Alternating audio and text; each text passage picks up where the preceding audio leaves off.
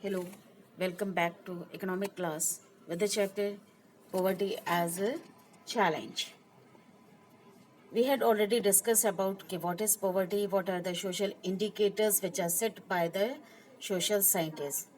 What is social exclusion, what is vulnerability, and what is poverty line. After that, the next topic is poverty estimate. The first thing is that what is this poverty estimate? It is a method of determining the poverty line by multiplying minimum subsistence level of food, clothing, footwear, fuel, educational and medical requirements, etc. with their prices. It is based on two bases. This poverty estimation is based on two bases. Nutritional requirement, that is 2400 calories per person per day in rural areas. Reason is that in rural areas people mostly used to do the farming which require more physical strength, and 2100 in urban areas. Why only 2100 in urban areas per person per day? Because most of the rural people used to do the work in offices which require less physical strength. And second base is consumption expenditure, which is 816 rupees in rural areas, whereas rupees 1000 in urban areas. According to the census of 2011-12, a family of 5 members earning less than 4080 rupees in rural areas and rupees 5000 in urban areas per month was considered as poor. Now, we will see about the interstate disparity and global poverty scenario or a trend. Here C is missing in scenario. First, interstate disparity. The poverty is not remaining the same everywhere or in every state in India. It means poverty in India also has another aspect or dimension. The proportion of the poor people is not the same in every state. The reason behind this, why it differs from state to state, is differ. Now, although state level poverty has witnessed a secular decline from the levels of early 70s, means early 70s में हमने कुछ decline देखा था. The success rate of reducing poverty varies from state to state. Recent estimate shows while all the states HCR was 21.9% in 2011 and 12, states like Madhya Pradesh, Assam, Uttar Pradesh, Bihar, and Orissa above had above all Indian poverty level. The graph 3.2 shows, the graph is shown in your book. Bihar and Orissa continue to be the two poorest state with the poverty ratio of 33.7 and 37.6% respectively. Please remember these two states, the poorest states of India, Bihar and Orissa, because most of the time it comes for 1 marks question. So along with the rural poverty, urban poverty is also very high in these states like Orissa, Madhya Pradesh, Bihar and Uttar Pradesh. We are already talking about the poor states, but there has been a significant decline in poverty in the states like such as Kerala. Why the poverty reduced in Kerala? Because the state like Kerala, Jammu Kashmir had focused on human resource, because they spend on human resource. They are taking care of the education of the people there. Health care and training facilities are provided in these states.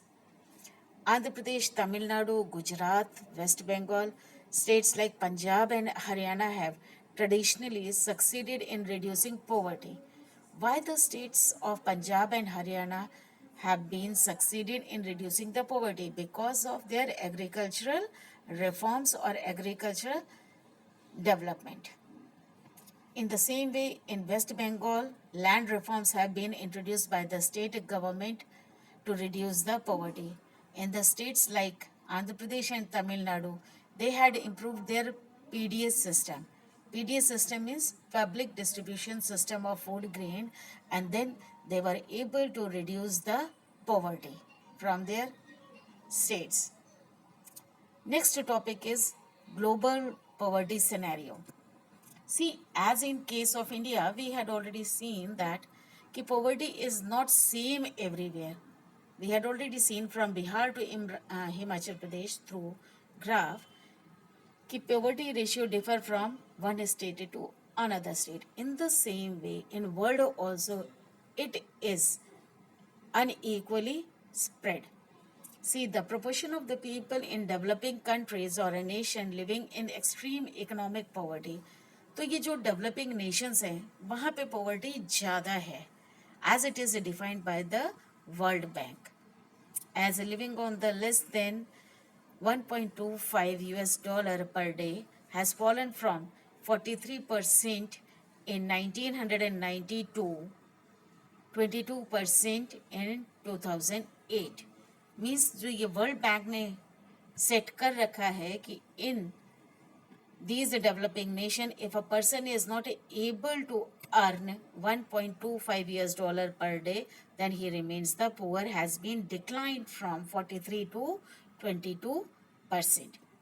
Although there has been a substantial reduction in global poverty, it is marked with the great regional differences also, as we had seen in case of Asian countries, especially the Southeast Asian countries.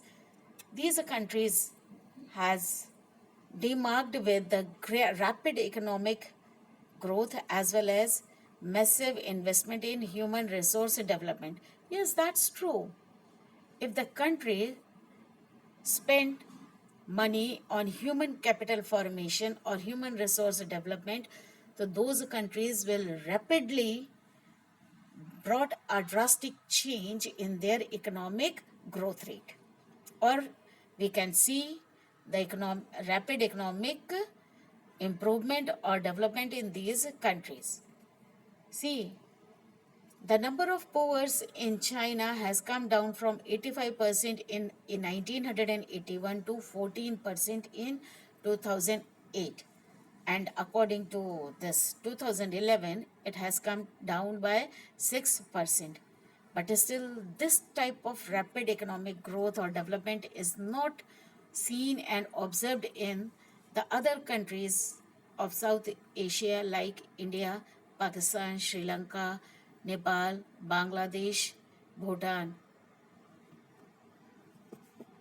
Now, see this table 3.2, which will able to tell you what percent of population of these mentioned countries are below poverty line. In Nigeria, 62%, Bangladesh 43%, India 25%, Pakistan 13%, China 6%, Brazil 5%, Indonesia 16%, and Sri Lanka 4%. See, let us discuss. Two questions are given here. So, graph which is given in your book, with the help of that graph, try to identify the areas of the world where the poverty ratio has declined. And second question is that try to find out the areas of the world which has the largest concentration of the poor. That's all. In next video we will talk about the causes of poverty.